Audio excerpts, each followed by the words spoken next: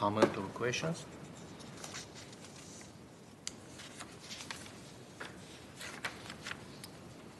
I didn't have any updates or changes.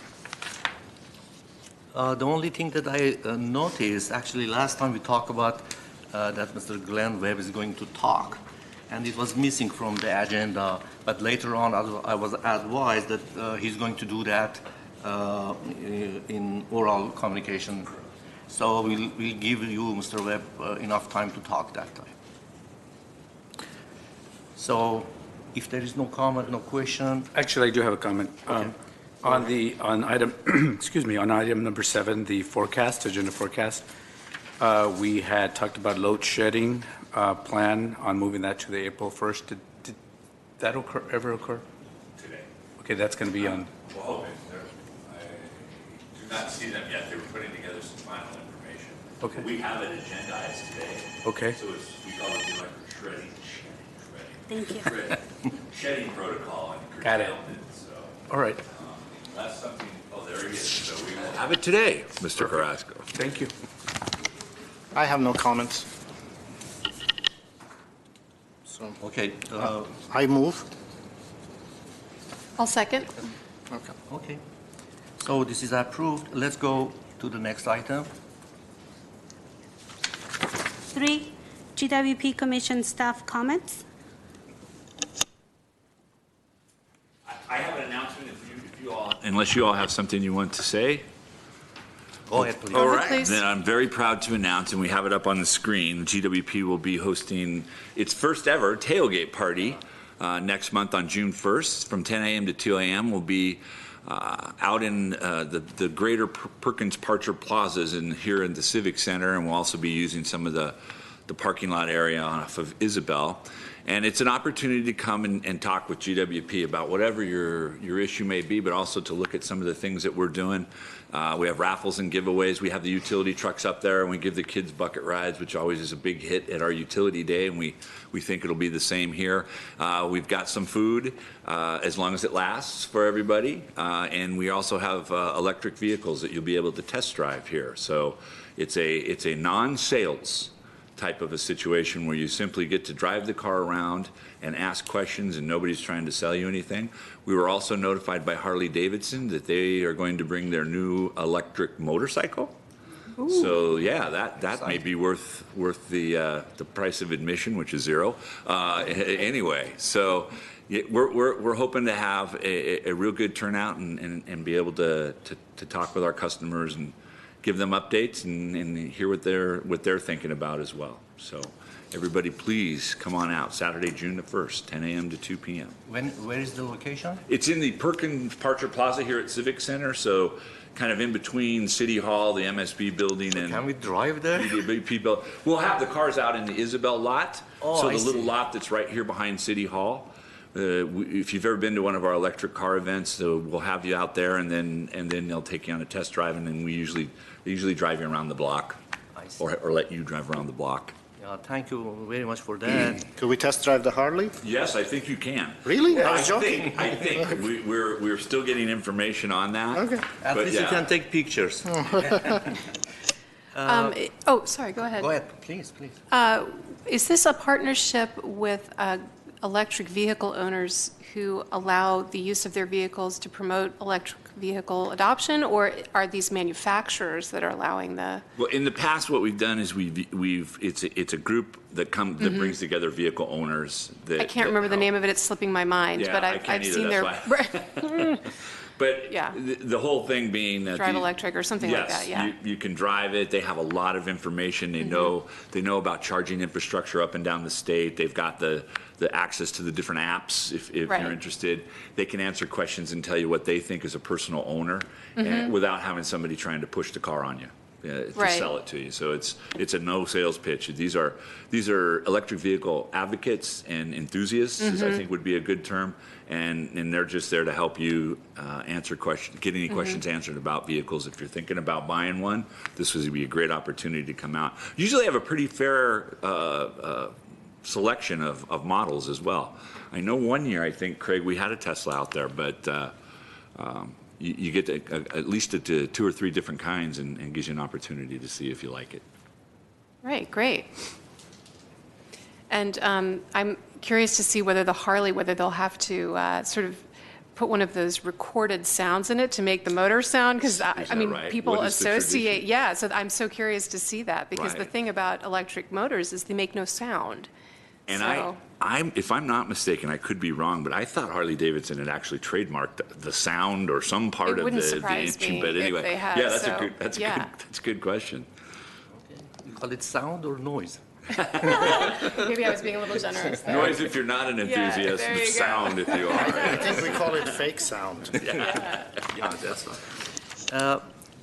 I'd like to thank Mr. Zern and Glendale Water and Power for that focus group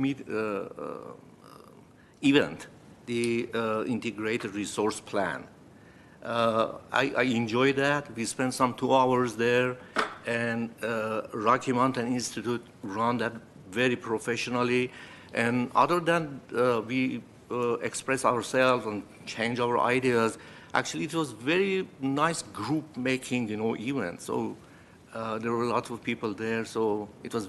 I'd like to appreciate that for that. Well, thank you very much, sir, and I'm glad you thought it was worthwhile and got something out of it. It's very likely that we'll reconvene that group in the future, the very near future, kind of talk about what transpired at the IRP meetings, and there were some issues I think that came out of your meeting that you're speaking of. There were a lot of questions about the transmission system and some other things, and Mr. Young is chomping at the bit to get back and give you an overview of those issues that were somewhat outstanding, I'll call them. People still had a lot of questions about them. So I'm glad you liked it. We're gonna do it again, so you'll get another opportunity. Yeah, it's appreciated. Do you have any information to share just about the number of meetings, the number of attendees? Anything you want to share with us this evening? Because I would reiterate what the commission president said. I found the meeting to be very informative. I did like the fact that there was a lot of opportunity, as a person who frequents a lot of community meetings, that there was opportunity for people to speak to each other as well as to the moderators of the meeting. And that was very welcome, I think. Yeah, a little different format than we've ever used before. Very interactive. It wasn't a situation where you just come in and hear talking heads from the organization. Fill out a form and then go. But Right. here's where we're at now. You tell us. Give us questions. Let's talk. Where do you see, how do you see yourself in regards to your beliefs and your thoughts and on the issues at hand? So we were overall very happy. And again, I think the Rocky Mountain Institute did a good job in coordinating those meetings and running them really for us. So I don't have any, we're still calculating all of the data, because what I'm going to do is put the meetings together along with the online survey. If you remember, we had that as well. That will all come together as part of the report of the IRP when we do that next month. Oh, great. Okay, so we'll have more information then. Right. Wonderful. Yeah, for your information, sorry. It's okay. Yeah, actually, he himself, the moderator, he didn't talk at all. So we expressed, everybody expressed, what he thinks. We were easy. We were just like we could express our minds. Then he made some groups. We were working by groups. Then he made like 2 groups against each other. It was fun. It was very well done. Nice way to meet your neighbors, too. Sure. There were a lot of people in my neighborhood Sorry. who came to our meeting. Go ahead. Yeah, I do also want to commend, Steve, the staff and yourself and our partnership there with the Rocky Mountain Group. I think the one that I attended, and I'm sure the format was the same all across, was very conducive for conversation, for thoughts across the board, neighbor to neighbor, and I thought it was well done and Thank well you. attended. Thank That's you. the one I went to. Oh, yeah, that was the other thing. The one that I attended at Brand Library, there were dozens of people there. I didn't do an exact head count, but I would imagine over 50 people. And I think it's great that we're getting this level of engagement and response. So. Yes, the 2 meetings that you both attended and you just referred to were the 2 most attended. So, Oh, okay. Yeah, you guys got an opportunity to see the bigger turnout, but it was great. It was great. Yeah. The other point is there were diverse people there. Yes. They were not all engineers. They were ordinary people. I don't know, financial guys, different people. So it was very diverse group. Right. It was nice. Anyway, shall we move to the next The next item? item? 4A, customer service update. Tammy is going to go through this with you. Good afternoon. I'm Tammy Valier, Customer Services Administrator. It's been a while since I have presented to you, and we have some newer commissioners here. So I thought I'd present an overview of customer service along with my regular report.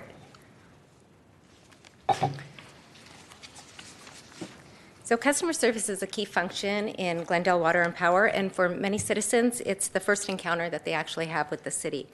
The customer service section is split into 4 separate groups. We have the Contact and Payment Center, which handles the majority of the direct customer contacts, such as the telephone, the front counter, cashiering, and correspondence, which also includes all of our email correspondence as well.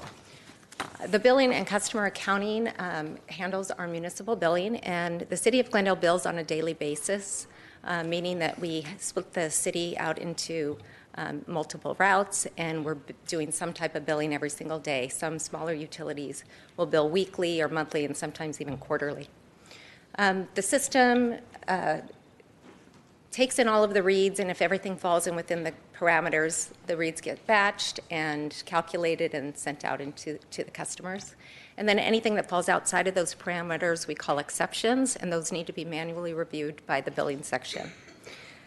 They also oversee revenue protection, which is theft of service or tampering that we've identified or suspect, and also collections as far as delinquent notices and turning service off for non-payment.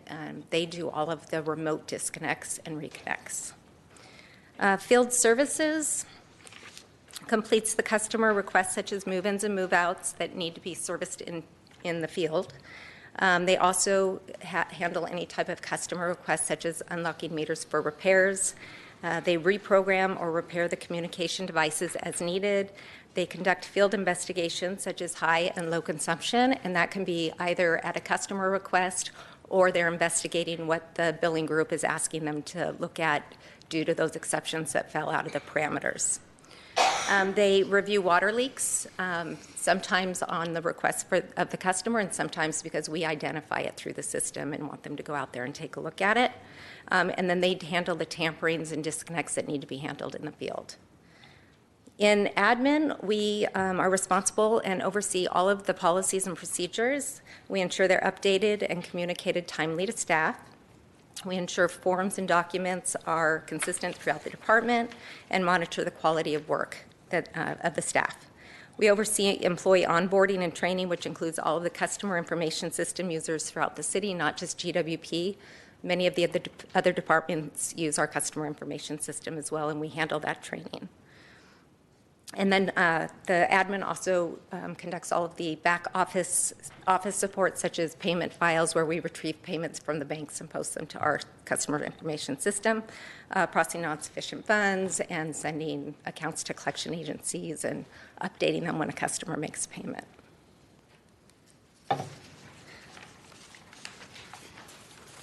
This next slide is how and why customers contact us, and the vast majority of customers still contact us by telephone. 11% of our contacts are over the counter, and then 6% email and just 1% mail. Over the years, this has not really changed much, with the exception of a small percent of reduction in phones that is now being replaced by customers contacting us by email.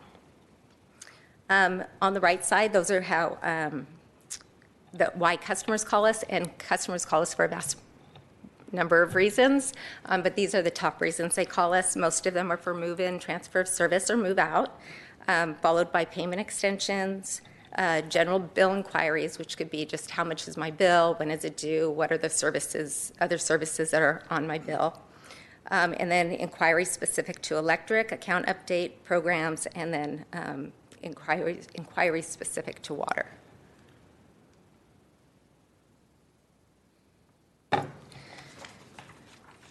So for the 87,000 telephone calls, our goals is the green shaded area, which is to answer 70% of our calls in 30 seconds or less.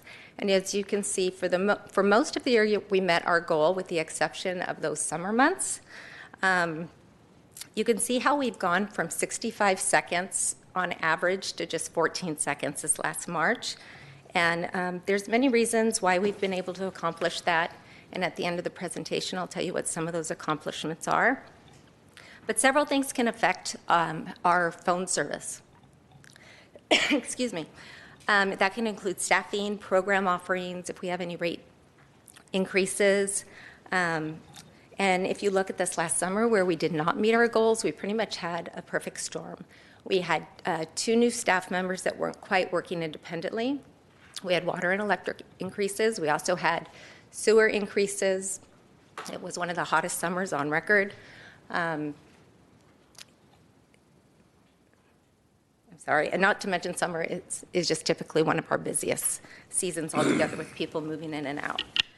The chart on the right is our abandoned calls, and our goal is to have less than 4% of customers hang up before we can assist them.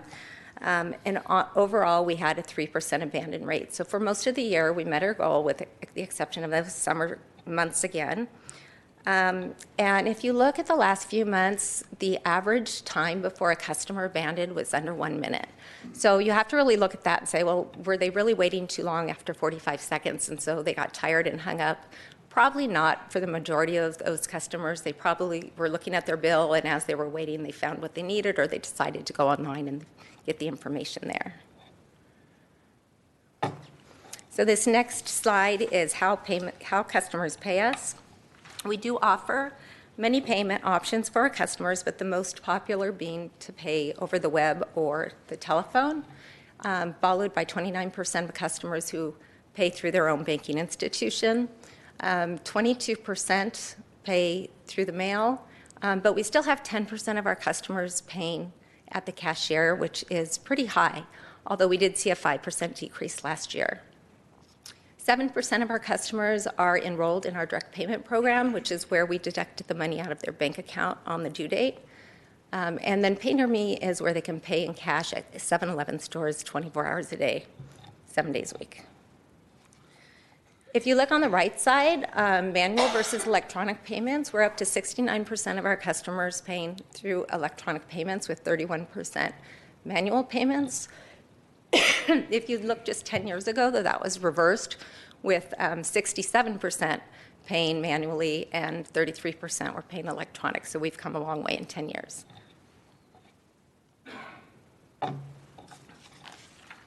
Excuse me, I have a question. Sure. Here.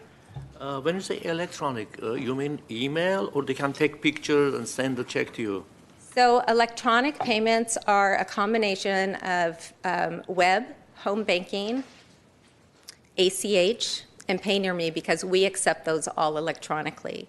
And then, so mail payments and cashiering would be your manual payments that have to be processed So manually. if they write check, they can take a picture, send to you? It is No. possible? No, we do Oh. not accept that now, but I will get to that in our last slide, which is going to be some of our current projects. Okay, thank you. Okay. So on these next 2 slides, I wanted to touch on our billing process because we're currently working on a few projects that are related to this. One is a state law, SB 998. I'll go into this in detail as well later. And the other is a notification initiative that it should enhance the overall customer experience. Let me first tell you about what we're currently doing. Our current process, which is the same for both monthly and bi-monthly accounts. So when we bill a customer, that's considered day 1, and that bill is due 19 days from the bill date. At day 23, we send what we call a friendly reminder to the customer, and out of all of the bills, which is approximately a little over 600,000 bills per year, 23% end up receiving a reminder notice. After that, they would receive what we call a red notice or a final notice of disconnection, and the customer has 7 days to pay that. And that drops down to 8.5% of all bills mailed end up with a final notice. And then at day 40, and I'm sorry, that's at day 38. And then on day 45, they're eligible for disconnect, and less than 1% of all of our customers actually end up in disconnection. Throughout this process, we're working with customers with payment arrangements, or we're referring them to financial institutions and charities that can help them out.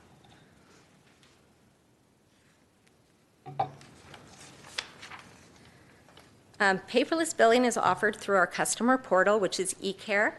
And although 66% of our customers are registered for eCare, only 14% have opted to receive an e-bill only, which is really not high considering we have 66 registered participants. Over the years, we have had marketing campaigns. The customer service reps offer e-bill all the time to our customers, but we only have about a 1 or 2% increase per year in that. This is something that we really want to increase. It's part of our strategic plan, and the reason for that is it's a reduction for Glendale, but it's also good for the customers. They get their bills sooner, they can make bill comparisons very easily, and then they can conveniently make the payment right there when they're in the portal. Our current portal has been in place since 2002. It's at end of life. The vendor is no longer making any enhancement and doing no development to that program, so we know we need to go out and get a new system. We're working jointly with the Business Systems Support Group and Marketing. We'll be upgrading that web portal, and that should be in place by the end of this year.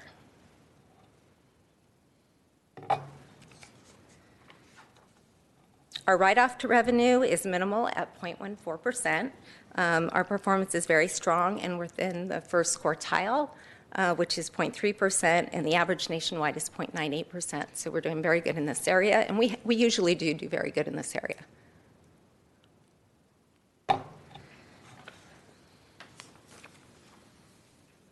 So for some of our recent accomplishments, we had new employee onboarding. We hired 2 employees in July and 1 in November.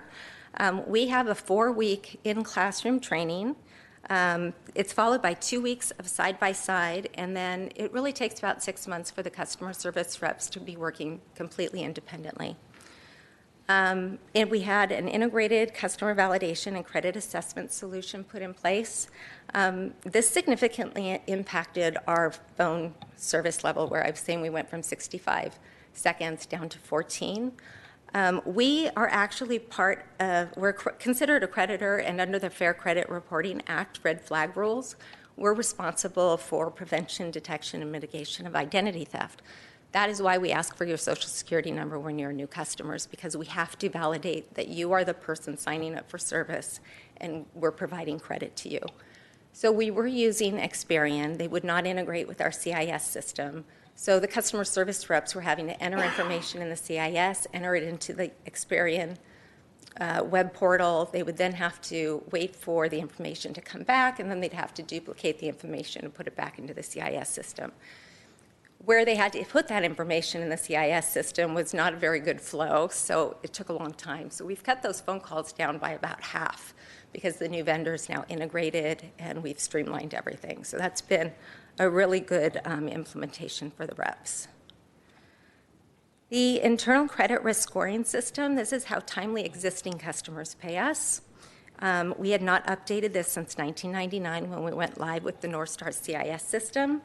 And it's not actually helping us at the moment, but we redesigned it in preparation for a new customer portal so that that new credit scoring system can be used when customers want to make a payment arrangement online or sign up or transfer for service online. So this is something that will help us in the near future. The new annual election for solar solutions, rather than requiring solar customers to elect their method of compensation for surplus generation annually, Council approved a resolution where they can now make a one-time election for future years. So we don't have to send them a notification every year, and we're not inconveniencing the customer where they have to make an election every year. We adapted business processes to Munis financial system. The city converted from PeopleSoft to Munis, and customer service uses the financial system, of course, because we collect the revenue, but we issue credits and we issue deposit refunds to customers. So we had to change all of our business practices so that they would then fit and fall in line with the new financial system.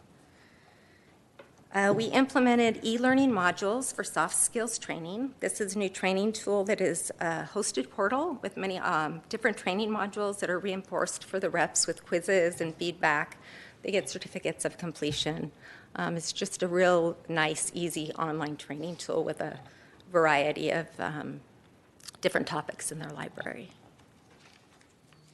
Excuse me. Sure. In your system, has there been any reported identity theft? No, that's part of the red flag rules, whereas if we do have any type of identity theft, then we do have to make note where there's notification requirements. Part of what Experian and our new vendor offers is if a customer has a freeze or has reported any type of identity theft, it's basically a hard stop, and we do not do business. We cannot sign up that customer. But no, we have not had any type of identity theft that we've been made aware of. So just to clarify, if someone had been the victim of identity theft and their record, their social security number and credit report had been flagged, they would have difficulty or it would be impossible for them to sign up for new service. Is that correct? Well, so for example, it depends how they, what vendor they used to report that. You know, if your identity has been theft and stolen, and then they'll say you have a free year to sign up with, I can't think of what those vendors are. Some of them use an ID. So we might say, okay, what's your code word? Because Experian may say, what's your code word or your password? Or sometimes it'll say, you must call this customer back or have the customer call you directly. There's different messages that might show up. Okay. But we would not continue just signing up the creditor unless we followed those instructions. Got it. And we get monthly reporting of how many of those notifications, Online Utility Exchange, who is now our vendor, how many hits we got.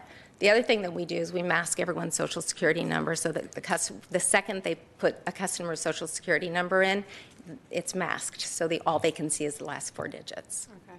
So, identity theft is such a pervasive problem now. I would hate to see people who've been victims of a crime then have an additional headache of not being able to access utility services. We haven't had that issue because Okay, most good. of them have some type of instruction on their record, on their Great. report. And it is just a precaution. It really is controlled by the individual, speaking from experience. I was part of the UCLA massive identity theft of medical records, and therefore, so I got a free service for a year, and now a class action lawsuit resulted in another 2 years.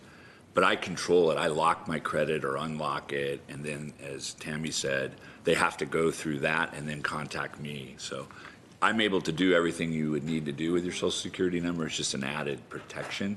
And then that requires whoever it is, refinancing your house, buying a car, whatever you're doing, they have to contact this company just to make sure it's all above board. Now, we have run into problems with sometimes maybe somebody elderly who's never had any credit, so their credit report doesn't actually validate their social security number, and unfortunately for those people, we do make them come into the office and show us other proof of their identity. So it could be their social security statement. We have a list of other items that we accept. And then there are some that don't have a social security number, they only have a passport, and in those cases we'll accept it, but they're also required to pay a deposit until they actually have a valid social security number. Okay. Thank you for clarification. Sure. Now I have to remember where I was, I'm sorry. Oh, I did We're on the to e-learning current modules. projects. Okay.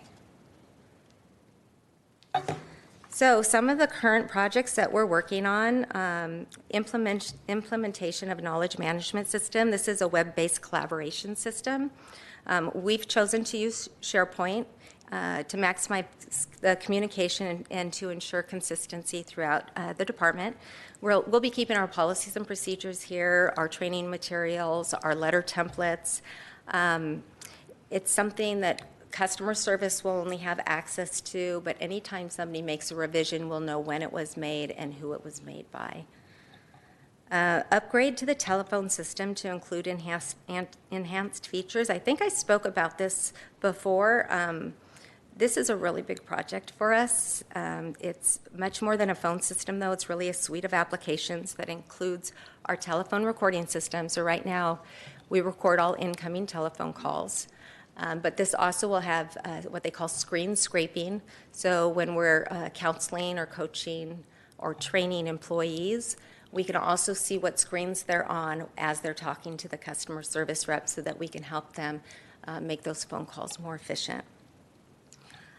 It also will have after-call survey. We really would like to have a lot more feedback from our customers and know what their customer satisfaction is. We want to know the percent of our first call resolution, and we have no way of tracking that right now. It'll include live chat and virtual queuing. So if a customer doesn't want to wait on the phone, they can hang up and have the system call back without losing their turn in line. Develop mechanism for continuous customer feedback. This is part of this is the after-call survey that I just discussed, but it's more than that. It's also going to include other customer touch points such as the web, the counter, and field transactions as well. And then upgrade the web portal with integrated EBPP, which is electronic bill presentment and payment solution. This is the customer portal that I discussed. And then implement Senate Bill 998 requirements, which is also known as the Water Shutoff Protection Act. This is a new set of regulations regarding the disconnection of water service for residential customers. GWP must comply by February of 2020. We'll be required to have a written policy on our website in numerous languages. Our notice of disconnection cannot be sent until the customer has been delinquent on their water bill for 60 days. So when I was going through the bill process right now, we send that notice out at 38 days. We won't be able to send it out for water customers until 60 days. And then that notice that we send out also has to have numerous languages on it as well. There's a lot of regulations that have to be on that notice, and we're working on that now. What's a water customer? A customer that pays for water. So You mean as opposed to Electric. for all the services together? Because as a residential customer, I pay for everything in one bill. So you have customers who just purchase water? we have customers that have water. They'd also have sewer on there as well. But for example, if we had an apartment building with Right, a like a master multifamily meter. home, yeah. Yeah, so that master meter would fall under the new water rules, but the electric customers in that building would still apply to our current process. Okay. It could be a house, so we couldn't turn the water off until after 60 days. We could turn the electric off, but not the water. So if you received one bill and you were delinquent on the entire bill, you could have your electricity cut off first, but your water might be cut off later. Correct. Okay. Correct. And then CIS automation and modifications. This is ongoing. These are streamlining opportunities that we find. The Business Systems Support Group helps us with 90% of those. Some of them do require system modification, and they have to send them out to the vendor. But we're always looking for additional ways that we can automate and make things more efficient. Commissioners, do you have any questions? I just have a question about the disconnection rate. Is that increasing in any way because of difficulty of inability to pay to some of our citizens here? As far as the percentage? Yeah. No, we've stayed about the same for about the last 5 years. Okay, so this SB 998 is probably not because of Glendale issues, but state issues? It's state issues. It's required by the Right. State Water Board. Okay. I have some questions about, you have questions? Go ahead. Please. Thank you. I'm just curious about the payment extensions. How many requests are you getting? We get about 21,000 a year. That hasn't changed. I think it may have gone down from, it used to be like 3 or 4 years in a row, it was exactly 23,000 a year that we were Wow. getting. It's about 21,000 now. A lot of repeat customers. So if I were to just look at the percentage of our customers that need payment arrangements, it's very small. I don't know what that number is, but we know a lot of our customers because they call on a monthly basis or a few times a year and ask for a payment extension. And what percentage of those extensions are granted? I would say very close to 100%. Okay, so it would be rare for the utility to say, no, you have to pay up now. The reason we say no is if they've broken several payment extensions. Okay. And usually it's if they've broken the same extension over and over again. Right. Okay. And can you give any other examples of how you work with people who are under financial strain to help them through? Because some people, did you say that some people are billed monthly, or is everyone getting a bi-monthly bill? Most of our large businesses are billed monthly, but all residential customers with a very small percent. There are some that are being billed monthly, but very few. Okay. But most of our larger commercial are monthly, and then residential are the bi-monthly. It's about 92% bi-monthly, 8% monthly. So can you just give some other examples of how you work with people who are under financial strain? And also, when they get the payment extensions, are they installments, or is it we're just going to give you longer to pay the full amount, or how do those extensions play out in real time? It's really customized to what the customer is asking for. So, well, the first thing we would probably do is see if they are low income and would they qualify for Glendale Care, which is a $15 discount per month. We might see if they're on any medical equipment that might be part of the reason for their bill being out of range for them, and if so, then we have our Guardian rate. We do offer Helping Hands, which is a one-time emergency type bill payment that can also be used towards the deposit if they can't afford the deposit, if it's required. We also frequently waive the deposit if a customer is willing to go on our direct payment plan. So we try and be flexible and come up with creative ways to help them without, going outside of our municipal code, of course. There are some agencies, HEAP, which is the Home Energy Assistant Program, that's through the state. I think it's a state or federal, but it's not through us. But they offer a one-time payment per year towards a utility bill for low income. And the amount of the assistance depends on how many people they have living in their household. Catholic charities sometimes have funds available, some of the local churches, Salvation Army. So we really just sometimes customers tell us some of the agencies that are out there helping us, but those are typically the agencies that we would refer them to. I think United Way also has a program. What's the percentage of our Glendale Care customers who are on that program? Craig, do you know? 12 to 15%. Okay. We have about 12 or 13,000. Craig Keenan, Business Transformation and Marketing Administrator.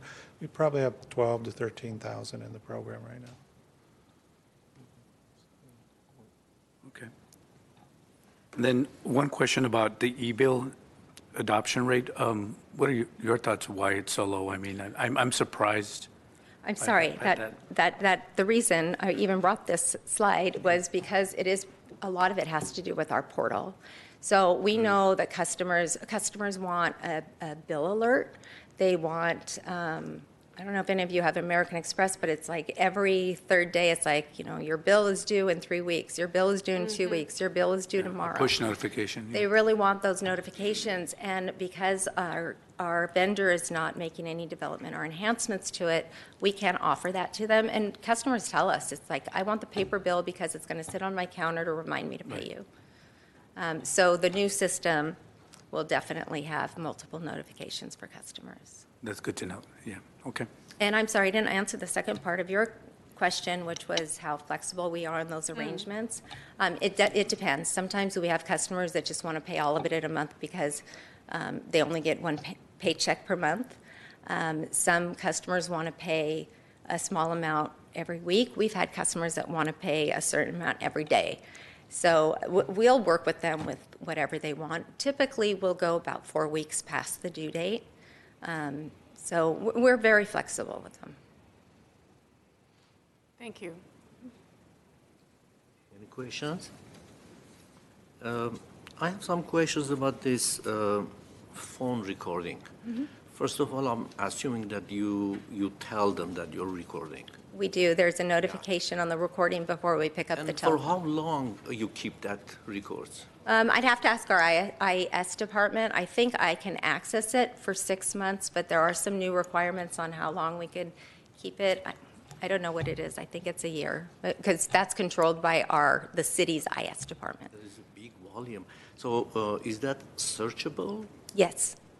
Yes, we use it frequently. So we use it sometimes at the customer's request, because they may say that, let's say a customer service rep was rude. They may say, no, I called and I told you to move me out on Friday, and you moved me out on Thursday, and now I don't have service.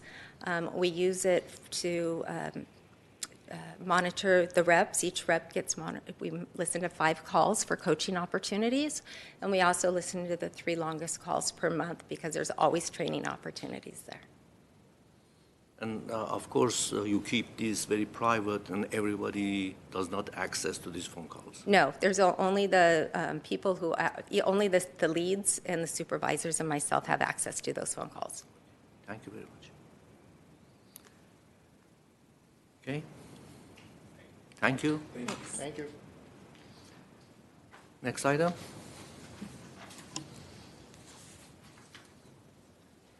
For B, electric shedding protocol, curtailment. So as Mr. Young makes his way up here, he's going to give you just kind of a brief overview. Mr. Carrasco had asked for this, I think, at first meeting he was here. And so Mark's going to go through the general part of the process. Keep in mind there's some sensitivities about security issues and talking too much in depth about substations and that. So he'll narrow in as far as he can go until he feels doesn't feel comfortable, but just a little bit of a prefatory statement there. So, Mr. Young. Members of the Commission, Mark Young, Integrated Resource Planning Administrator. There's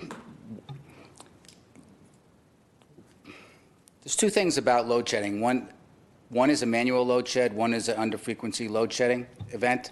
They basically have the same components to them, so what I'll just explain to you is the manual load shedding at the moment. So presently we have about 12 dispatchers that work rotating shifts that are responsible for reliability and sending out crews to outages where there's transformers or there's balloons or whatever, if there's an accident and there's outages. Well, these people are also monitoring voltage, frequency, and amperage on the transmission lines and the distribution lines. In the event of a manual load shed, we would have insufficient resources to meet our load. If that were to happen, we would be getting a phone call from Los Angeles, and we'd be requested to balance our intertie. In the event that that happens, we can either increase resources at Grayson or any of the other dispatchable units that we have associated in our portfolio. And if we're unable to do that, then we would have to enter into manual load shedding. Prior to that, we would declare an emergency and ask Los Angeles to provide assistance. In the event that they couldn't provide assistance to us, then we would be forced to manually load shed. The dispatchers have a standing authority by Mr. Zern to go ahead and enter into that manual load shedding. And there's a program that will allow us the capability of determining what feeders. So in the distribution systems, you have energy coming into the grid. You have substations at various locations around the city. And from those substations, you have feeders that go out radially to the streets and the residents of Glendale. Those are called feeders. So those feeders are in smaller increments, and during the manual load shed, the program is initiated. There's 6 different blocks, so that when you initiate manual load shedding, the first person that's in block 1 would not be the person that would happen the next time there would be load shedding. Once they determine how many megawatts that need to be shed, they put it into their program, and it will tell them what feeders to actually open. Those feeders will be open for about an hour and a half or until the situation settles itself. If it's longer than an hour and a half, they'll go through another process and then proceed into block 2. And in that way, they'll start to bring feeders back in and then take feeders out to make sure that there's a balance between load and resources. And once that happens, as the load starts to balance itself out and we get out of that condition, there'll have to be a report, and that report will then be submitted to Mr. Zern, and we would have to figure out why we went into load shedding. Can I just stop you there to ask a question? Because I'm just trying to visualize what this looks like. Kind of like branches on a tree, where you sort of snip off a few branches to keep the tree going. That's correct. Okay. So these feeders are then shut off, and how many customers do they serve typically? It all depends. Each feeder is different. Going to a commercial property versus a residential area, it could be vastly different.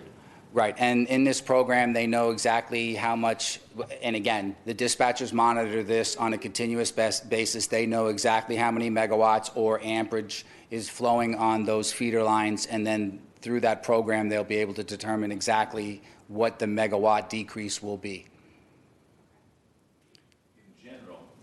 In general, we tend to have more customers on a feeder than other utilities do. It's just how the infrastructure was built. So when we have to do the shedding and ultimately turn the electricity off, each feeder serves a greater number than let's say Burbank's feeders do. And it's just the way our system was built. Designed. It's residential, commercial? It is, but, and obviously we have a list of essential services that won't be shut off. So hospitals and fire stations and the police station, the civic center, for instance, and there are a number of other facilities that have been targeted as not going off because of the public safety and well-being that's associated with them. So on the under frequency load shedding and the manual load shedding, there's about 17% of the load that is do not touch. So it's the fire stations, it's the hospitals, it's places that have critical load that we do not engage in manually operating or disengaging them. I just had a question. Before doing the load shedding manually, do you send out a notice of some sort telling people to reduce their energy usage to prevent load shedding? No, sir. I think what will happen is when we declare an emergency, we'll have already gone through all the notifications, and usually the demand response notifications are predetermined. This is an issue that's happening right at this moment. So it's not like, please turn off your air conditioning next hour. It is something that's happening right now, because remember, you have to balance load with the resources on a per second basis. We do have a little bit of leeway with Los Angeles. It's ±8 to be able to be specific. But if they're in a problem and we're using too much load, the frequency starts to drop on the system. And if the frequency starts to drop, everybody else's under frequency load shedding can get engaged, and you can get to the point of having a cascading outage where you saw that in Cleveland years ago, where that whole area just went out because of unscheduled under frequency load shedding. Excuse me. With that said, though, we do have a system that gives us the ability to do what are called just you plug it in the computer and it goes. It's a call out. And you will have that in emergency situations where you have this automated system of going out and contacting all of our customers to tell them that there's an issue. But as Mark said, during the hot weather, that's a regular public information,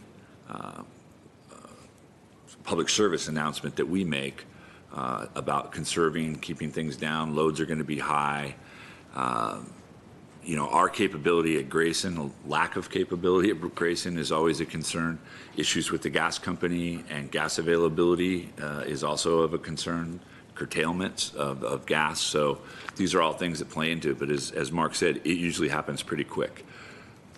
My second question with regards to critical that do not touch, you said 17%.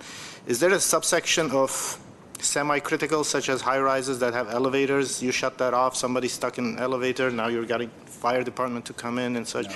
Any kind of warning we can give these people?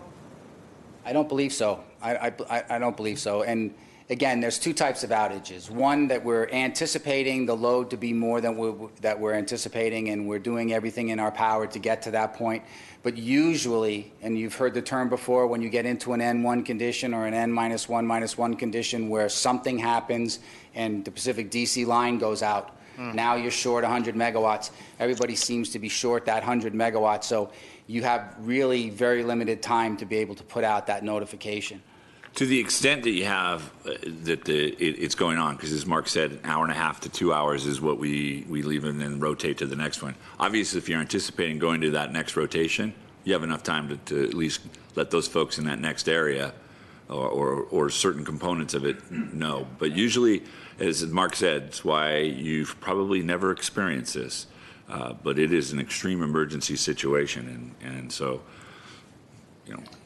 What are the idiosyncrasies? Excuse me, following this question, this is a little bit more technical, but I want to express, usually Rule 21 of Edison says that you have two levels of frequency. So it is not suddenly you go in second, you go under frequency. It has got two ranges. That's correct. So his question is, so when you have the first one, you will have at least, I'm assuming that a couple of seconds, if not minute time, to reach the other. Even in that time, maybe you can do something. And the other thing is, it's not only frequency. Actually, it is voltage over frequency. This is, I'm assuming that we have this relay number 24 there. That's correct. And I didn't mean to assume that we would automatically go into under-frequency load shedding in the event that we were using more energy than we were entitled to. Since we're connected to the grid, if we're short 50 megawatts and you socialize that to all the generators in the western states, that's not very much. So you wouldn't see a frequency drop because according to the generators, all the generators and the WECC would pick up a little bit, and they would pick up your deficiency for a little while. That's something that the system only allows you to do for 10 minutes. And after that 10 minutes, they'll request you to get off. And that's when we declare, if we declare the emergency with Los Angeles, then they would provide us an emergency assistance. In the event that they couldn't do that and they saw that we were still dragging on the system, they would demand that we would get off their system. How often does that happen? It's never happened. We've had the resources. We've never manually load shedded in the city of Glendale that I'm aware of, and I've been here for over 30 years. I've had a nice drama playing out in my head of system operators running around with red phones ringing, and now you're telling me it hasn't happened. So. But it's real. But you have to Right. exactly. That's right. Right. And remember, we also had a lot of local generation at the time. Mm-hmm. Now that the generators are not feeling so well now, to be able to turn them on is very difficult. Right. So they're pretty much defunct. The next question is, how close did we get to it in the last couple of years? Oh, we might be closer this summer than we've ever been. So we have gotten closer progressively. We've had a couple of occasions where it got a little scary. Now, it wasn't just about our lack of local. These were actually incidents where the gas company had some concerns and put out some notifications that there might be curtailments, but we've never experienced one of those gas curtailments. So we've gotten a little closer, but it hasn't happened. And I hope we can make it all the way through this summer without it happening either. Excellent. So, but I'm assuming that is not all the time matter of second. So you will have some chance to Whatever amount of time tell people, this is going to happen. If we see that the load is going out faster than we expected, we do everything in our power to try to arrest that. Usually when this happens is when a major incident happens, a fire at Sylmar, the DC line going out, some major incident, an earthquake. Those are the type of things that you have to control. And I didn't tell you that we don't take out big parts of the city. We take out a little bit here, a little bit here, a little bit here, and we don't want anybody to know about that because everybody has security systems, and when they don't have electricity, those security systems don't work. So we tend not to tell anybody where those outages are. So they're strategically located in various different places so as not to show big swaths of the city outage at the same time. You're cherry picking, Yeah, that makes basically. sense, yeah. Yeah. So just a quick observation, just tying the presentations before yours with Tammy, just wondering if we ever had a campaign to make sure people have the latest information on them. They might have had service decades ago, and maybe they have a new phone number or new contact. Oh, yeah, I think Tammy left, but yeah, I think we attempt to keep up that as much as possible. And if we do send anything out, we always get an address change, and we'll ask. We have to make requests, and Christine can correct me if I'm wrong legally. You have to allow us to email you, or you have to allow us to call you. So we nail that information down. So in some cases, we may not have all the information, but we do try to keep it as current as possible. Good point. Thank you. Any other questions? And sorry, I didn't have a presentation because we definitely don't want people to know where there's the outages. So it's kind of coded, and it's done that way on purpose. Understood. Thank you very much. Thank you. So are we going to have presentation on transmission line, as you said? The focus group is the first place we're going to do it, and then we may very well bring that out. We're working on some Okay. GTV6 to put something together on that. And this is in general the transmission. So the question of the question of us being on in a transmission island, so to speak. And so we wanted to. My understanding from Mark and from RMI that there was a lot of interest in that at the focus group. We'll come back there, but we may very well expand that out to this commission, to the council, to everyone. Okay, thank you. So we are going to move to oral communication. 5, oral communications.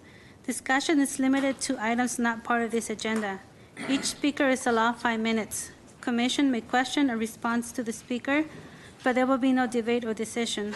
The general manager may refer the matter to appropriate staff for investigation and report. Thank you for that, but I have only one request, and this is Mr. Glenn Webb, and we are going to give him 30 minutes. How much? 30. Oh,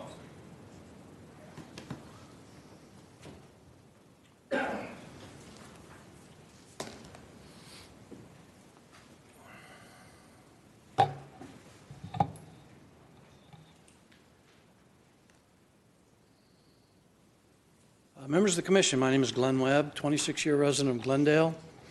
Came to talk about the zero carbon plan, which I've given you a few months ago.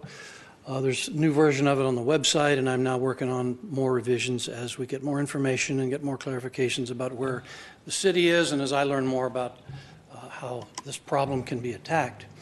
That cover picture is the largest residential system in the city, happens to be on my house. Consists of 101 panels, 32 of which are on 2-axis trackers. It has grid-tied battery backup system of 25 kilowatt hours, and I installed that system, designed it and installed it 10 years ago. That system has fully returned my investment in it as of a year and a half ago. So that's what at least one person has done with solar 10 years ago. If I can figure out this thing here.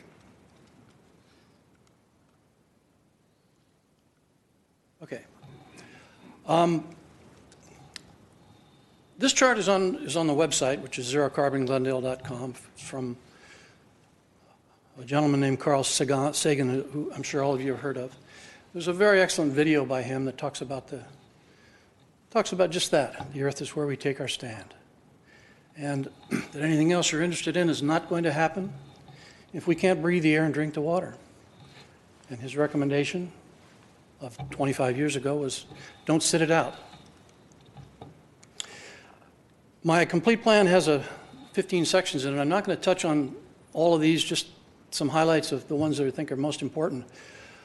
What do Glendale residents want? In our focus group, the one that I attended, we were asked to divide up into 3 groups. One to go to the reliability corner, one to go to the cost corner, and another go to the environmental corner. 100% of our group went to the environmental corner. And we had a very interesting discussion. The conclusion of that group, and my conclusion all along, has been there isn't a compromise amongst these three. We can have them all. The best system for the environment is going to turn out to be the lowest cost system. And it's also going to turn out to be highly reliable. I do agree with Glendale Water and Power and everybody else in Glendale that reliability is number one. But my point on this chart is it doesn't have to be compromised to either of the other two factors.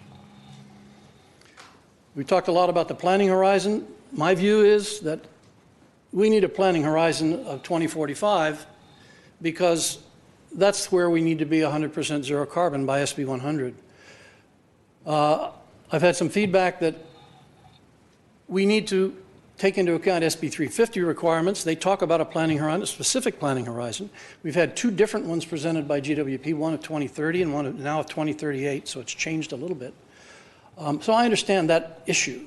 And my issue, if we don't plan for 2045, is that we will have spent the money. We'll still have air pollution, we'll still have greenhouse gas emissions, we'll still have continuing negative health effects, and we still will have no plan to meet state law in 2045. So it may be a reasonable thing to separate these two, separate the IRP, which is being done now to SB 350 requirements, and to develop a parallel path with a long-range planning goal to meet the state law in 2045.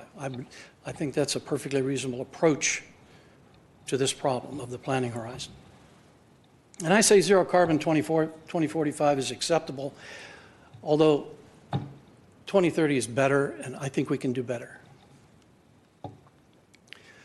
Energy requirements. The overall energy requirements are not in dispute. In other words, the average annual energy requirement of the city of Glendale is not in dispute. Everybody agrees that we have plenty of energy available. Both Burbank and Pasadena use a presentation sort of like this. It shows an average energy consumption over the year of something on the order between 1,000 and 1,200 gigawatt hours per year. And energy efficiency and demand response, you can see the total load goes on up to, let's say, 1,600 by the year 2035. And a lot of that is the electric vehicle charging. But on the other side of the coin, the electric vehicle charging is something which really is not a major issue here, again, with overall energy, but the peak energy use is where the issue really hits home. Last year, February 2018, this was a presentation by GWP developed by Pace Global, showing our peak energy need going down from a current 350 to 300 in the year 2035. Projected loads today, and this is from one of the focus groups, April 2019, showing this, again, this is average load. And peak loads, it's not really clear what peak load GWP is currently designing to. This is a chart that's been used over and over again, showing the 350 megawatt, the center bar, 350 megawatt peak load, which is September the 1st of 2017, and the reserve requirement of 148, which is N-1-1, our biggest being the PDIC line of 100 megawatts and 48 megawatts of either Grayson Unit 9 or Magnolia. In different parts of the presentation, they're using what's called a P95. In other words, they run a model, statistical model, a Monte Carlo simulation, and come up with a peak loading out in the 2035 timeframe of 434 megawatts. That's the highest number I've seen used. And it makes a great deal of difference which one of those two loads we design to.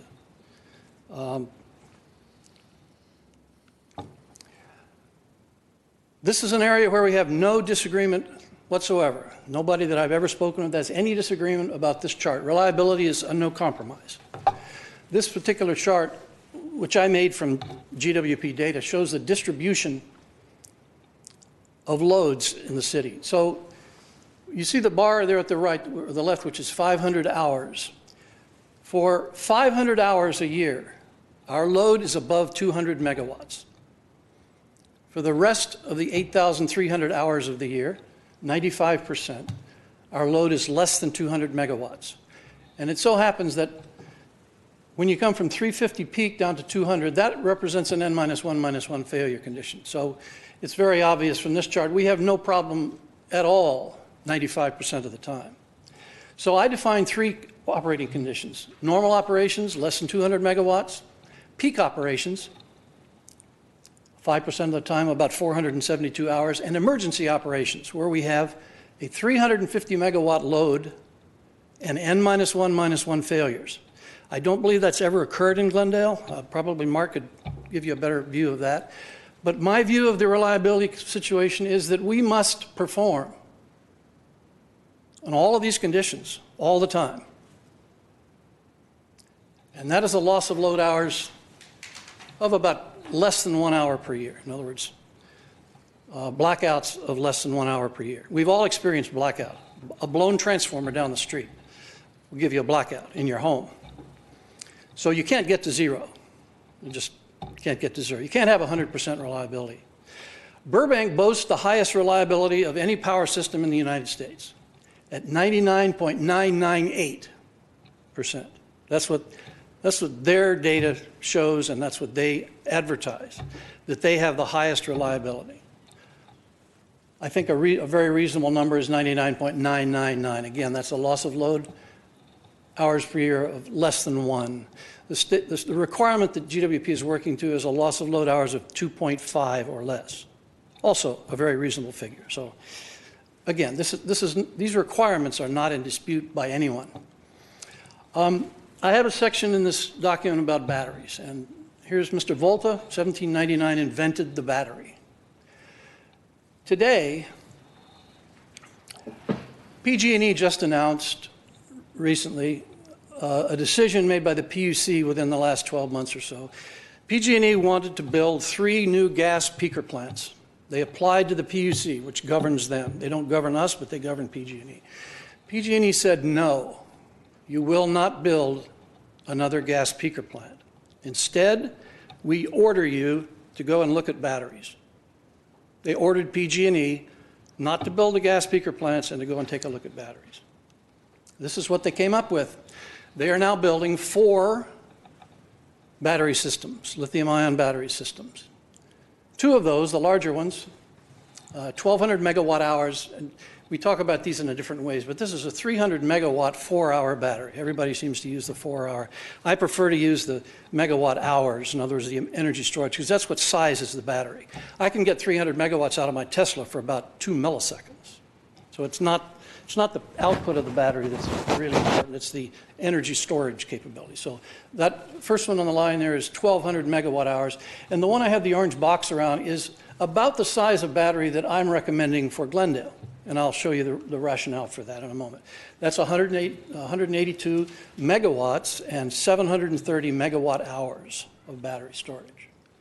Why batteries? I think we've touched on most of these, but some of them are not obvious. The first one at the upper left is load shifting. We've all heard about this duck curve and how the more solar you have in the middle of the day reduces the load, and when the load gets down to the point where it's less than the supply, the grid goes unstable, which happened in Hawaii in 2013 because they were up in the neighborhood of 10% solar penetration. In other words, 10% of their users that had installed solar, they had more solar energy available in midday than they had load.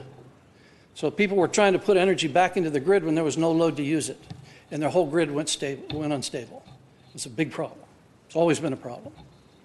And they've since then changed all their rules and gotten with the program, and that problem was solved. Number 2 is FCAS. You don't hear much about this, but you just heard a bit about it from Mark. Frequency control and ancillary services. For this, historically, we have purchased these services from gas plants, for example. With a battery, you can develop these services in-house, essentially. So you can control your frequency and your load load shifting and all of that if you have sufficient battery. This is the 140 megawatt hour battery that was installed in South Australia a couple of years ago. And interestingly enough, this is a Tesla system. This system is making so much money for providing these FCAS services that Tesla and South Australia are in litigation over the split up of the profits from this battery. So they did install some gas at the same time as the battery, but this particular battery is making a lot of money for the people that put it in, the state of South Australia. Talked about solar energy pricing. This chart on the lower left, number 3, is the CalISO data from last year on solar energy pricing. Now, this pricing is at the source. In other words, if you have a big solar farm in Modesto or wherever it is, this is the pricing that the owner of that solar farm is actually getting from the grid where they feed it in. It's not a price that is necessarily available to us. We pay, but you can also see that during certain hours of the day, the pricing is negative. In other words, they're paying people to take the energy. The chart on the lower right is the CalISO nodes. The dark green circles are all of the nodes where the pricing is below 5 cents a kilowatt hour. And there's a few there in the lower part of the chart that are blue, and those are the nodes that solar energy is available during these hours of the day at a negative pricing. In other words, you can actually be paid by CalISO to take that energy, because they have nothing to do with it.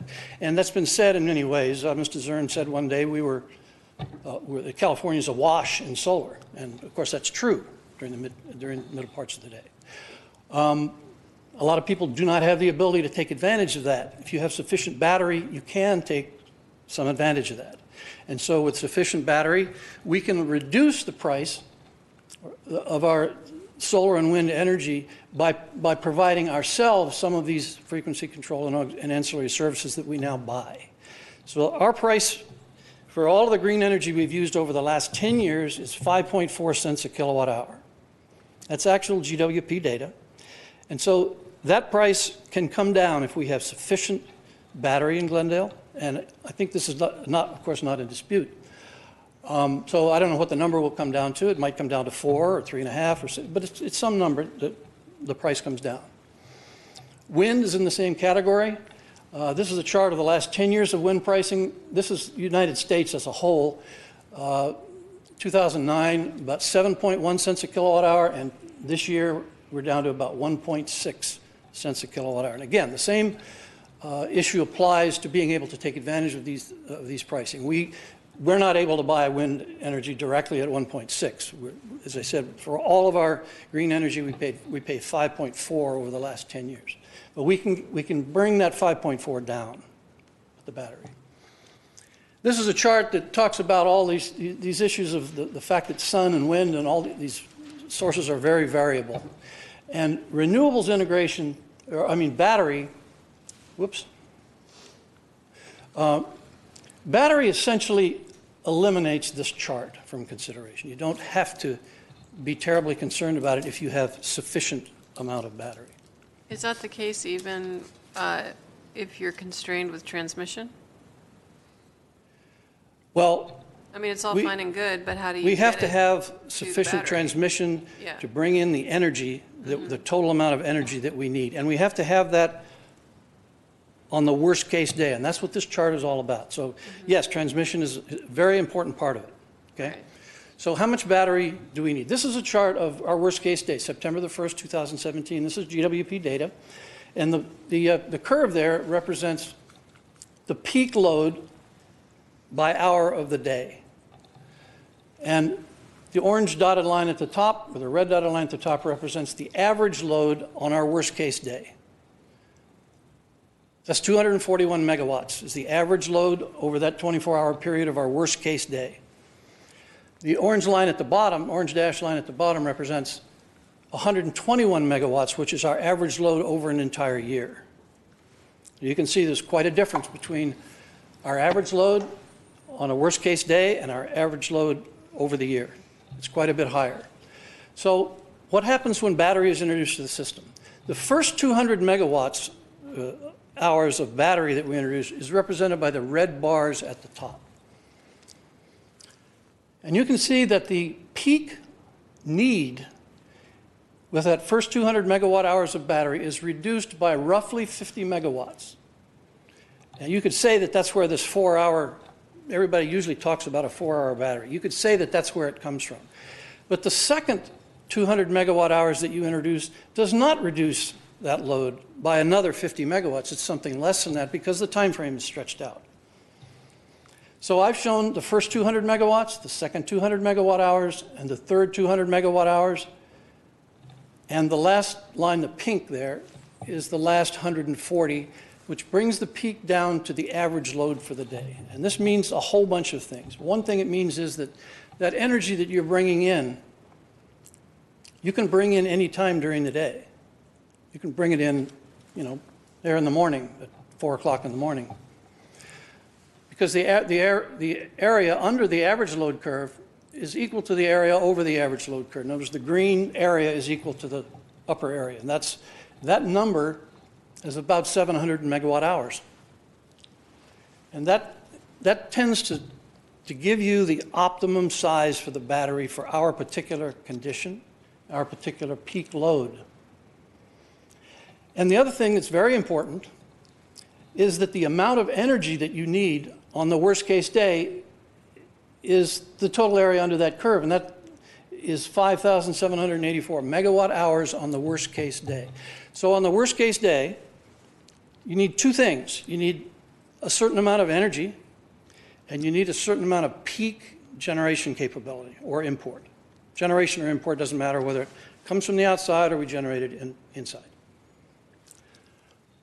So any questions on this chart before I go on to the next one? This is probably the most significant chart in the document, and I think, although I didn't know whether I'd be able to explain that to anybody here, but if that chart makes sense, remember there's two things in order to be able to survive our worst case day, and I'm saying we must be able to survive our worst case day, whatever it is. It's 346 or 350 or 434 megawatts peak. We need to be able to survive that without a blackout. That's the rule.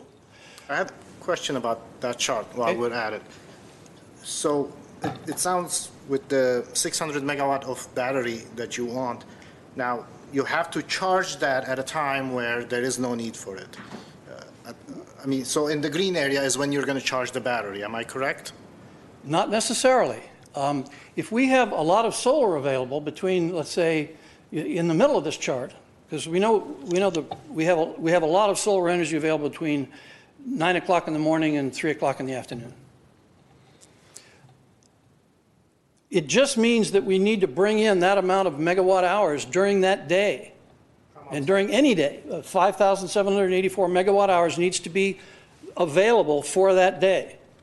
It doesn't matter whether you bring it in at 3 o'clock in the morning or whether you bring it in midday when there's lots of solar. It doesn't matter. If you have sufficient amount of battery to store that energy when it comes in.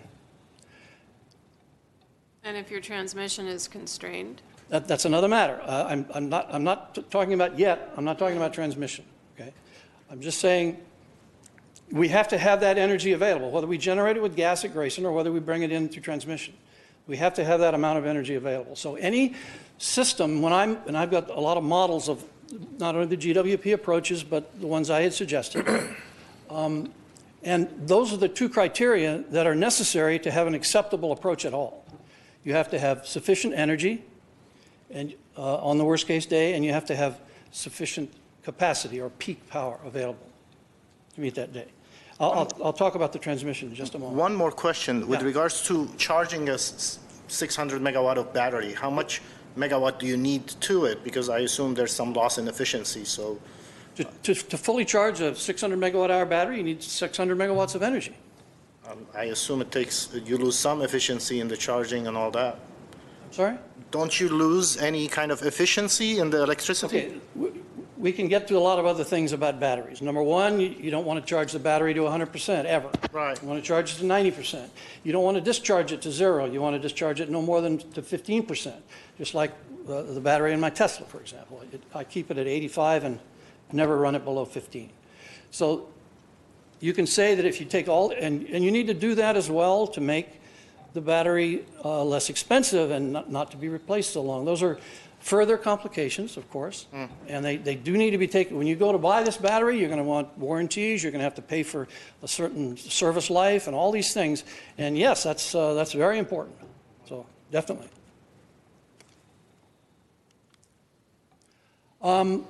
We've talked a lot about costs. I used the chart that Glendale put up in December for battery costs, that study done by Innovation, and shows by 2025, $75 per kilowatt hour, and that produces those numbers at the bottom. The first plan I put up shows the implementation of the 600 megawatts over a 24 to 28 period with those costs, total cost being in the neighborhood of $50 million. Using the 75 megawatt, or $75 per kilowatt. Again, that's a GWP chart. There's a lot of discussion about battery. You don't actually know until you go and buy it. You put out an RFP for it. So my conclusion is that a 600 megawatt hour battery is required. I believe that there will be a significant amount of distributed residential, which is Tesla Powerwall 2 or equivalent, installed along with solar systems over the next 15 or 20 years. I have just pegged that at 140 to get us up to the 740 that we should have. Or we could install a system identical to the PG&E Tesla system at Moss Landing, which is 730 megawatt hours. Incidentally, all four systems at PG&E will be operational within 12 months. So this is not a long-term down the road thing. Those are all under contract, being constructed, and they will be available and in use within 12 months. And I'm just saying it's maximum benefit to Glendale Electric Utility and ratepayers. And it significantly reduces the need for emergency generation to account for that peak load. The battery does bring down the need to have peak generation and import. There's been a lot of questions about transmission integration. I have a lot of questions myself about it. I can refer you back to the PACE and Stantec study, February 2018, presented to the City Council at the same time that the EIR was recommended for certification by them. They studied in great detail, there's hundreds of pages in the Stantec, the IRP, and the EIR about these particular four, which were studied in great detail. And their conclusion, an interconnect between GWP and Kellogg and SCE Eagle Rock can provide 100 megawatts of capacity at a cost of $65 million. It's the most straightforward and viable based on engineering, constructability, and environmental. This is GWP and PACE's conclusion at that time, 2018. I'm saying other options are available. I'm not a transmission expert. A lot of people have stood up and said there are other options available. But the one thing that is certain, and by GWP's own words, we can't get to zero carbon without new transmission. I agree with that. So additional transmission and integration resources are needed, not just for Glendale, but for statewide. What kind of timeline was given to that transmission? There was no timeline that I know of in the PACE study. I didn't see any. I could be wrong, but now, as for timeline, I know that GWP is working aggressively with LADWP and perhaps others to get new transmission. It may take 25 years to do that. My point is very simple, that if we don't start now and we get together with LADWP, as we already have, and all the others in the state that need this, we're not going to make it. We need to start now. I think we should put it in the plan to say that we need 100 megawatts of new transmission. If it takes us to 2045 to get it, or it takes us to 2030 to get it, fine, but we need to start now and put it in the plan and say, this is what we're going to go do. We may fail later. It may turn out it's just not available. We can't do it. But if we don't try, if we don't get aggressive and try, then we've already failed. And we need to put that in the plan now and get with it and do it. That's my only point. Should we not have some sort of a backup plan Absolutely. In case we fail? Absolutely. Okay, that's fine. Absolutely. I'm not going to go into these in too much detail, but I have modeled all of the various GWP plans in a few of mine with no new transmission.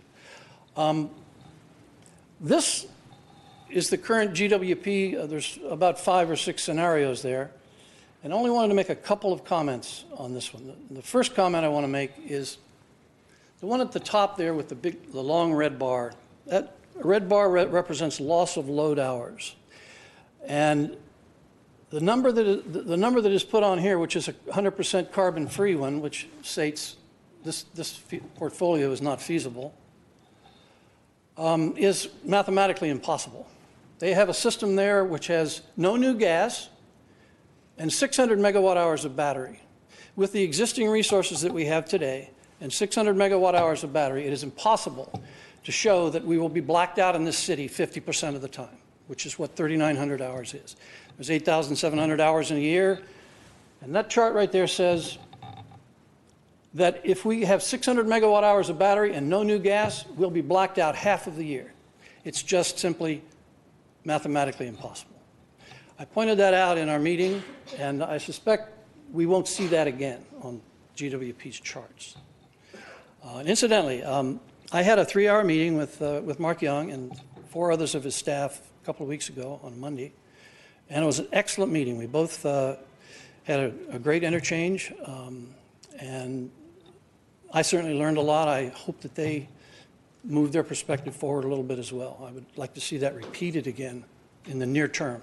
I think it's barely possible that we could arrive, the 6 of us that were in that meeting, it's barely possible that we could actually arrive at a complete consensus on which way we should go. And I don't enjoy being an opponent all the time. I would much rather help. I offered my help the very first time I spoke up here a year ago. And the phone call that set up that meeting was the very first I have heard from GWP, from the Commission, or from the City Council in all the presentations I've given, the very first time, 4 weeks ago. That's just a historical statement. So, but again, I'd like to repeat this meeting and see if we can make some more progress and even get to a consensus. I'd very much like to be able to stand up and say that Mark Young and I agree on 100% of everything that's in his IRP. And I think it's possible. As I said, I made models of all the systems that we've discussed and some that I've discussed. And the only point I want to point out, I don't want to go through these models, I don't want to go through them, but on the lower part of the chart, there's several green boxes. The one on the left shows the total power that we have available under N-1-1 conditions with that particular set of resources. So with this model, we can change the resource. We can change each one of the resources and immediately be reflected in here. And on the lower right shows the amount of worst case day, the amount of energy that's available with those resources on the worst case day. And I mentioned to you there was 5,784. That's the lower right-hand box on the chart. If the number right above it, which is the total amount of energy available on the worst case day with N-1-1 failure, if that's above that number, then we have a system that works and that does not black out on the worst case day. And as far as the year is concerned, the 2 green boxes at the left shows the total energy required resources, 1.6 gigawatt hours, 1.6 million megawatt hours over the year, and immediately above that is the amount of energy available over the year. And again, that is never a stressing factor. We always have plenty of energy available. If we meet the lower right-hand criteria of 5,700 megawatt hours on the worst case day, we always meet the other one because the total amount of energy we need is not an issue. The critical factor in here is what do we use as our peak energy need? And unfortunately, I have to say we've been all over the map on this. Back in the PACE study of last year, they showed that by 2035 our peak load would be 300 megawatt hours. We've been using 350 all along, and now this number, this P95 so-called number, is at 434 megawatt hours. And unfortunately, in some of the GWP presentations, they're using 350, and some of them are using 434. So we don't really know what the design criteria is. In other words, you always start with a set of requirements before you go off and design a system. So I think that is something that we need to have a view of what that is and how we get there. I don't believe that it's mathematically valid to use a Monte Carlo simulation to figure out what our peak load is, but that's What is a Monte Carlo simulation? well, that's where you have a system structure, and then you enter into it random variables, data, and you do that thousands and thousands of times until you converge on a number. And to do that I don't believe is valid mathematically for a municipal power system. That's just my view. I could argue all day long with the mathematicians that did that, but my view is that that's not the way to go. First of all, you have to look at the historical data, which we've always done. 350 is our historical all-time peak. There's lots of views about whether that's going to go up or down. We have raised, the GWP at least has raised that number considerably by talking about electric vehicle charging, and in some cases ignored the fact that the EV charging is the very easiest thing to move and shift the load to minimize the peak. For example, if we discouraged or prohibited in some manner people from charging their vehicles between 3 o'clock and 8 o'clock, we wouldn't have this issue at all. We wouldn't have this issue of the EV charging load going up, which it will, substantially, but at the same time that's counterbalanced if we take the steps necessary to limit EV charging from people from not charging their vehicles between 3 and 8 o'clock. We don't have that issue anymore. Just so as a anyway, point of order, excuse me, we are past the 30 minutes, so Okay. President Avanesian, I don't know, Let me you want to extend the time or invite the speaker to wrap up? Yeah, your- I saw it's that red within your light, discretion, yes. But you're trying to be kind of open to Okay. finish his sentences and Okay, so I won't do the models. conclusion. I presented this chart a few weeks ago showing that the zero carbon performance of the GWP portfolio does not meet the 2030 requirements. Now, there's different ways to look at this. One way, which was suggested by Mark that he's done, is to take the thing above our peak load, which is zero carbon resources, and put them on the bottom. That's still, for this particular chart, that still comes up a little bit short, but this is a presentment problem. It leaves GWP open to criticisms which may not be technically valid even. It's a problem of how these things are written down in the EIR and in the IRPs that actually leaves you open to criticism that's unjustified in some cases. And I've been criticized by doing that, but again, my goal from the very beginning was to eliminate or reduce the amount of natural gas that we're going to be burning in the city, and so is the Glendale Environmental Coalition. So we don't necessarily have to be fair if we're going to quote GWP's own data. Even though as a scientist I can acknowledge that this chart that they presented doesn't really reflect reality and should be changed. So that's one of the things that we got started on in our meeting last week with Mark Young. And so I'm changing my views of this chart, for example, you won't see me put up again. Grace and plant utilization. I've said all along, it makes no sense to build a new power plant and operate it at 2.4% utilization, which is what this chart shows. Over here on the left, 90,000 megawatt hours per year, and by 2035, we're down to 60,000 megawatts at Grayson. That's 2.4% plant utilization. All of the power plants operating in Southern California, or in California, gas plants, are going bankrupt and closing, operating at less than 50%. And here we are proposing a brand new gas plant operating at 2.4%. Makes no sense. Now, again, this is a presentment problem. The new gas plant, in reality, is an emergency backup system, operated a few hours a year, 5 hours, 10 hours, 20 hours, 50 hours, whatever. It's operated a very limited amount of the year.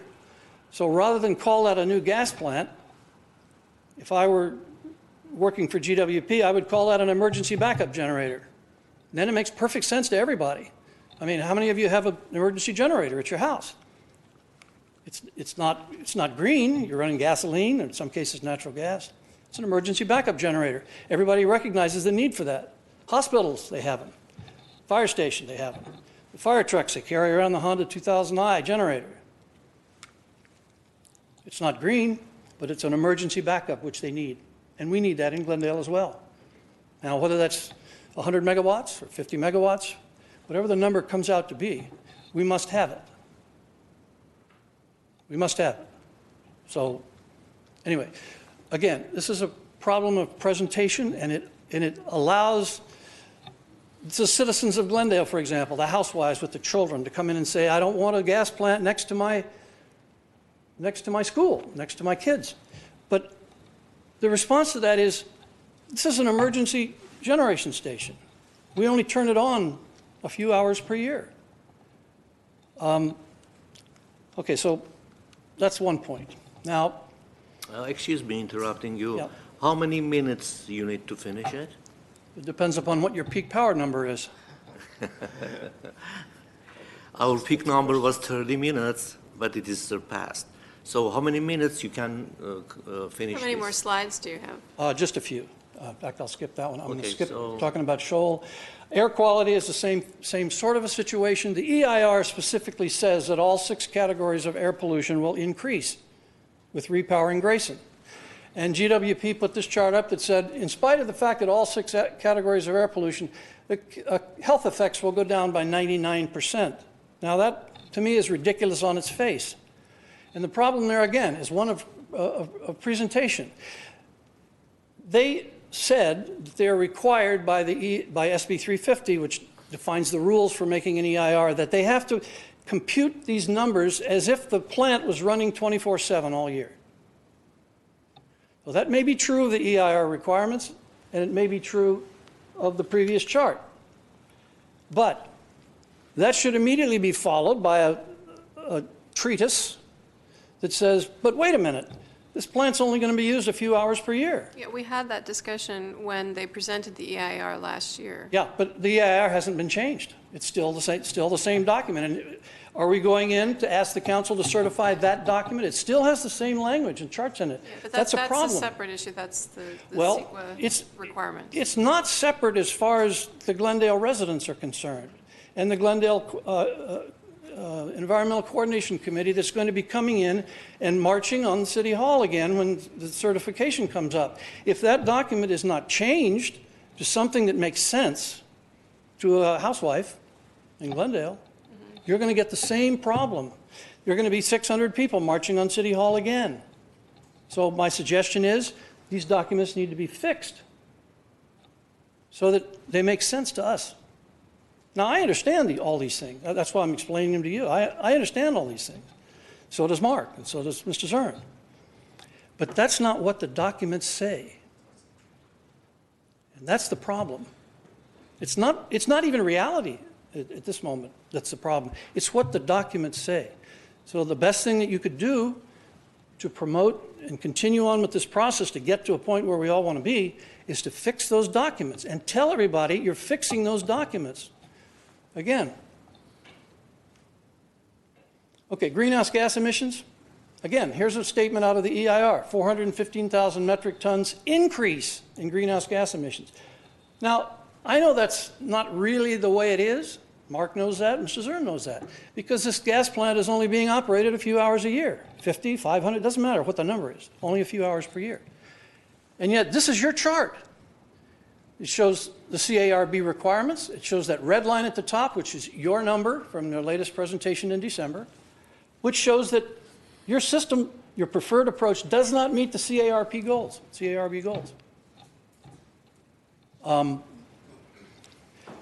So, again, these things need to be fixed in your documents, not by just saying, well, that's not reality, or criticizing my chart. I'm using your data. Okay, I'd like to interrupt you. Thank you very much, but you're repeating these sentences. Can you please conclude? I'm not going to go through these again.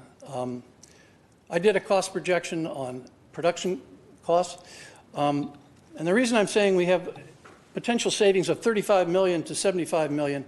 $75 million is a number if we could get our cost for green energy down in the 1 or 2 cent range, which we probably will not do.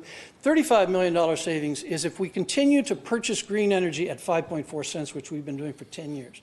That's shutting down the gas and purchasing all the energy on the green market saves us $35 million a year. Put a schedule in there which is at this point meaningless.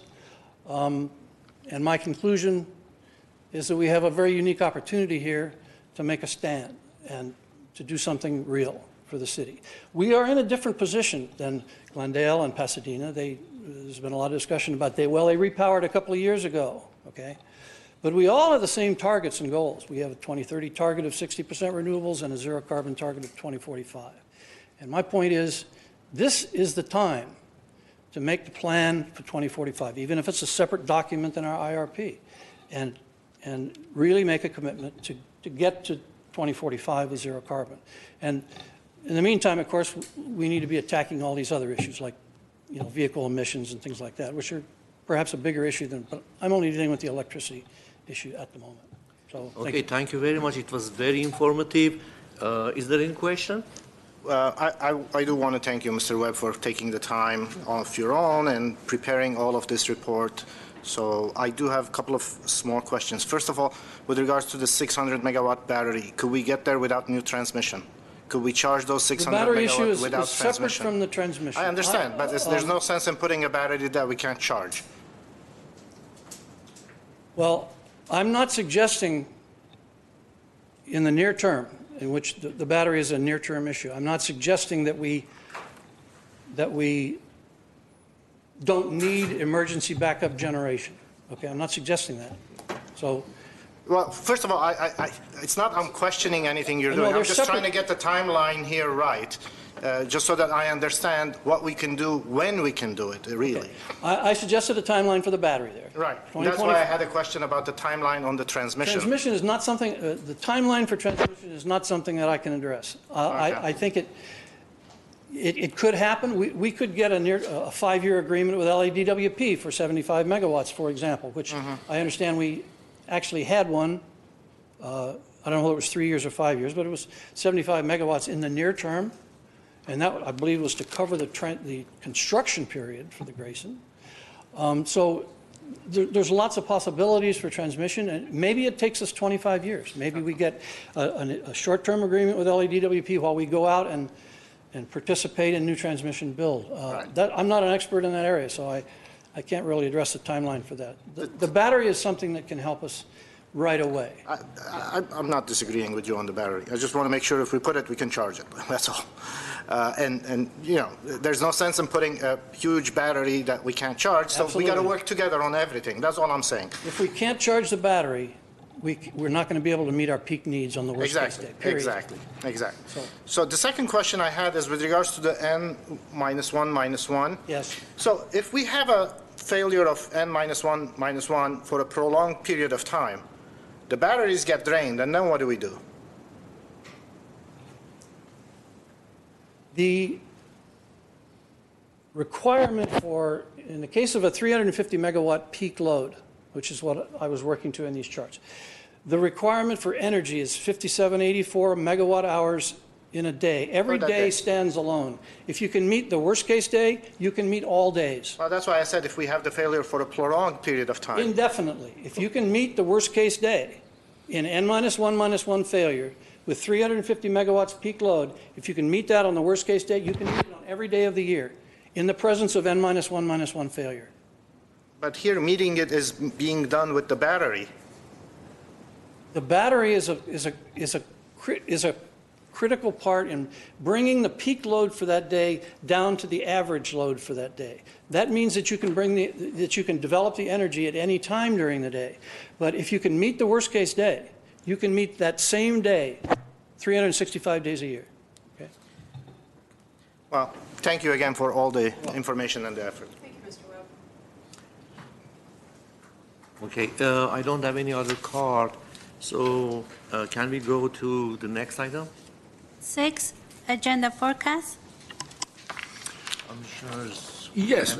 Yeah. Mr. President, members of the commission, so we have laid out our next few meetings, and obviously, as you know, this is usually a fluid document, so as we add things and move things around, but June, we're pretty dialed in. The budget presentation and the legislative presentation will probably take some time. Now, in addition to this meeting, this is our regular meeting, in addition to this meeting, we are going to try to schedule a special meeting. Hopefully it's in June. So it would likely be about 2 weeks after this. And that will be to discuss the integrated resource plan and the clean energy RFP responses. And we'll go over that, and we'll talk about many of these same things, but we'll actually be showing you what the reality is in those situations and some of the real numbers and the modeling that we've done and that kind of thing. So we're going to work with the three commissioners who are not conflicted out on this item to set up a date on that. So we'll Ms. Is Lee. that considered one item or two? It'll be two items. So for commissioners who are conflicted out on one, can they attend the other? I believe they're conflicted out on both because they're interlocking. True. We can talk about it separately, but both would be a conflict. So Ms. Lee will be in touch with you to put something together. We're hoping that things are going very well at this point, and we're hoping we can get that meeting in June. So other than that, if you have any other questions, once we get through that, we'll have a little bit better idea of where we're going, and maybe we'll get July's meeting a little bit more robust. Maybe also check for quorum. I know for a fact I'll be out of town. We will so, definitely yeah. be looking at that. July And it's one of the reasons we Yeah. actually left it kind of light, Right. because we weren't sure. Steve, just a quick question. Yes, sir. On the July meeting, water resource update, does that include some updates on conservation? Yes. Okay. Yes. Yeah, being new in the water world, that'd be great. Okay, Yes. Thank you.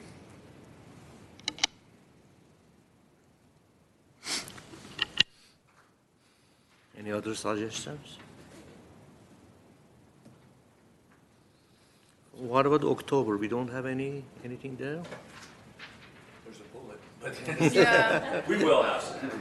We will have something. It's just we don't Things will have. happen Okay. A lot between of- now and then. A lot of our updates are on a quarterly basis, Right. so we lock those in. Right. This particular October meeting doesn't fall there. So if you remember, October was a meeting where, it's still a little bit early. I was thinking we could talk about how the summer went. But usually October's a hot We might month. be in the thick of it Yeah. then. So, but it's possible to give an update Right. as we are in it. So that's something that I had thought about. We'll there. keep that open. Absolutely, we're up, and I'm open for suggestions if you have any. With that, I think agenda forecast is done. Did we So, want- Yeah. Sorry, did we want to have a further discussion of transmission or? Isn't That percolate up? isn't the I special guess- meeting going to address some of the transmission? We'll talk about transmission in there, yes, absolutely, but I think you're referring to maybe a general transmission discussion, which Mr. Young has been working on. It's what I had said we would do in the focus group, and then we'll bring that out to the, especially in Right. regards to battery, that it was mentioned here, how Yeah. it is related to each other time-wise. I definitely would, back up that request to bring it on. absolutely. We don't have a date yet because we're still working on it, but we will definitely do that. Just make sure everybody's mics are on. All right. Next item? 7, adjournment. I move. I'll second. Okay, so Adjourn. you're done. Adjourn. Thank you.